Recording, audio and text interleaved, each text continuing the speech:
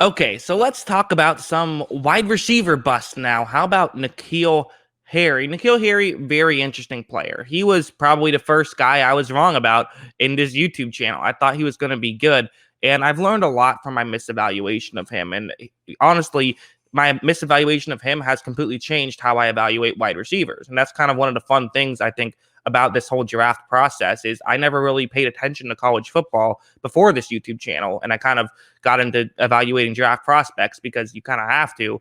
But then, the more I've watched, the more I kind of just get the hang of this and sort of realize what I should look for and what to not look for. And Harry is a great example. And I think you can learn a lot from seeing why people thought he was going to be good and why he ended up being bad and how that could help you evaluate wide receivers in the future if that's the kind of thing you're into. So let's start off with this one. So this is going to be it's a zone coverage play.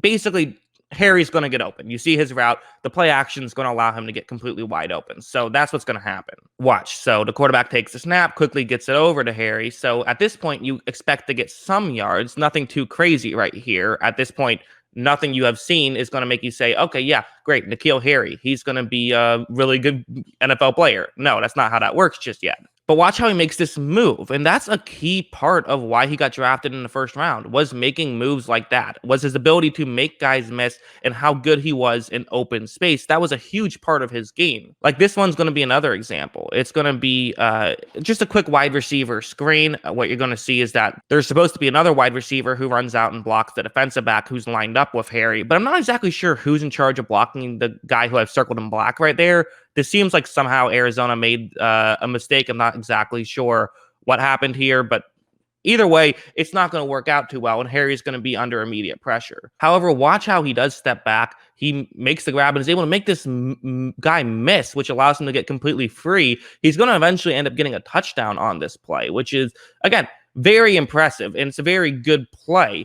But there's a concern here, and there's a reason why, if you have been watching this channel for a minute, you've probably heard me say some things like, I'm always wary of drafting a guy who a big part of his game is making guys miss. If you watched my Jamar Chase video, I got a little bit concerned about that because, and I'm not saying that it's a bad thing, because obviously there are guys who can make other players miss in the NFL. That does happen. It just happens a lot less. And if that's a big part of your game, you basically have to, when you draft that player, accept the fact that there is a significant possibility that could have to be not a part of their game whatsoever. That could be just completely something you shouldn't even look at. And you should think about every single wide receiver prospect as, if they can't make guys miss, are they still worth drafting? And if the answer is no, maybe you should think drafting someone else. Or you could still draft them, but it's just a much bigger risk because it doesn't always work out. Like right here. So the way this one's going to work is that it's going to be, this is obviously when he played for the Patriots. So I'm now going to show an NFL example to kind of show how it didn't really work in the NFL. It's going to be a zone coverage play. A couple of receivers run deep, and then Harry runs underneath. You quickly hit him, and then he tries to run and pick up some yards.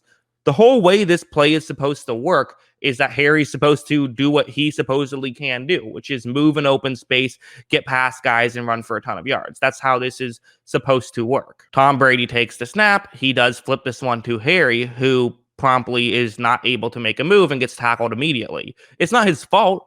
It's just that's basically what opposing defenders can do against anybody, basically. The reality is someone who can make guys miss in college is someone who almost always makes guys miss in college. Someone who can make guys miss in the NFL is someone who can occasionally make guys miss. It's worth mentioning that someone like a Deebo Samuel, that was another part of his game, was making guys miss, and he was able to successfully do it. So there's a little bit of, well, hey, it worked for Deebo Samuel. It can work for some guys. And that's kind of why I say you have to be wary of it. But I'm not necessarily saying don't draft a guy like that, because, there is a very real chance that it just won't work out. Someone like Deebo Samuel, yes, that was a part of his game as well in college, but there was other factors. He was also a really good route runner, really quick feet. Whereas for Harry, it seemed like that was a big factor. And honestly, one thing that it's interesting, I went back and watched my video I made years ago about Harry, and do me a favor, don't watch it because all my old videos are horrible.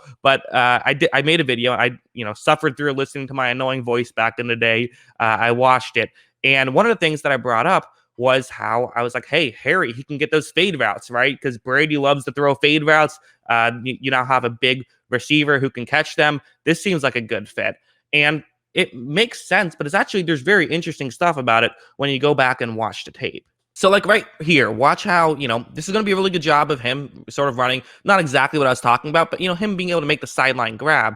I'm showing the other angle now. But what's interesting about this is notice how he doesn't really have the best footwork, right? I'm going to show it a few times. So sorry, I know some people get annoyed when I rewind and play too much, but there's a reason for it. Watch the footwork. He really only gets 1 foot in there despite having a ton of space. And honestly, he barely got that 1 foot in there. It was pretty close. I mean, he kind of just grazed it real quick. So now let's go over to this play. This is an NFL version where they're going to try for the actual fade route, the thing I've been talking about, something that I fully expected to be a big part of the game. There's no doubt about it in my mind that he was drafted in part for plays like this because he was so good at it in college. But again, the footwork has to be a lot better in the NFL. Not only do you need to get both feet in bounds, but you're also going up against a much better corner. So you kind of have, you might get pushed out of bounds more. You might have less space to operate, or you just will have less space to operate. It's just more difficult. And as you see, this is going to be not a bad throw whatsoever, but Harry just is not able to make the grab and stay in bounds. He makes the grab and he can't believe he was out of bounds. But I mean, you watch the replay, he was easily out of bounds. This wasn't even close, honestly. And so that's kind of one of the issues with his game, I would say, is the fact that he does struggle with stuff like that. And that was supposed to be a big strength of his, and it ends up being essentially a weakness, which is just very frustrating for the Patriots. Perhaps going so far to call him a bust after 2 seasons is a bit harsh. I mean, there always still is hope, but the reality is, up until this point, he just hasn't lived up to the hype. And a big reason why he hasn't lived up to the hype is because of what I just mentioned. Really, what's interesting, though, is that the hype around him was the Patriots drafted a guy who had a lot of question marks. And sometimes that's not a horrible thing to do. I mean, I think especially when you have a mid-round pick, like a 4th-round pick, you do go out and draft someone with a bunch of question marks because, yes, it could be no and it could be a bust, but it could be yes, and you could get a better player than other people realize, and things that other teams were kind of weary of drafting, so they decided to just not draft him. You could get a better player than positional value, but it's just a risk, and I think that's what happened. Was they took a risky pick, they got a risky player, and it bit them, and it didn't work out. Obviously, it looks worse with guys like A.J. Brown and Deebo Samuel going later. But again, I do see some of the logic behind it. However, I think in hindsight, it's certainly something that I feel like if N'Keal Harry was in the draft today, I would have learned from my mistake, and I would have said, don't draft that guy. And I wonder if Bill Belichick feels the same way. I wonder if he says, yeah, I shouldn't have done that.